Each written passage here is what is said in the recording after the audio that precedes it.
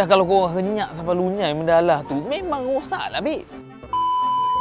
Aduh, ramai pula kat bengkel hari ni. Aku barang dah ada dah, tinggal nak pasang je. Jadi, apa kata sementara tu aku cerita dekat korang macam mana nak jaga shock absorber kereta. Barulah boleh pakai lama sikit lepas ni.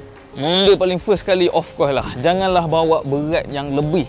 Beban tu kita tak boleh lebih sebab kereta ni dia memang ada limit beban dia. Kalau korang lebih, memang cepat rosak lah shock absorber korang tu. Ini kereta berapa? Kereta 3 seater tapi korang nak sumbat 7 kat belakang tu. Memang kereta tu.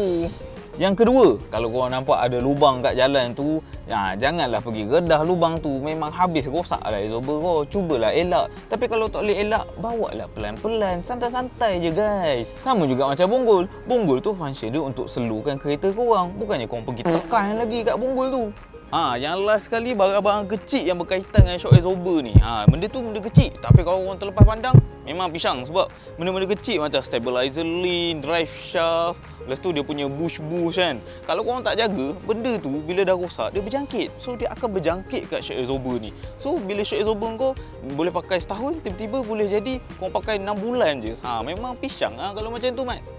Jadinya untuk kereta mak aku ni, aku pakai shock absorber Seawork. Kenapa aku pilih Seawork ni?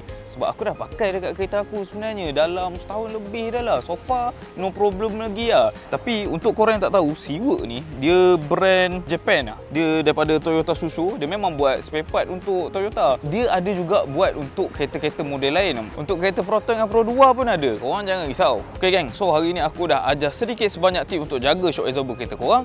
Toke pun dah panggil masuk dalam. Aku dah kena bawa kereta ni masuk dalam. So gang, ingat kereta, ingat Seawork.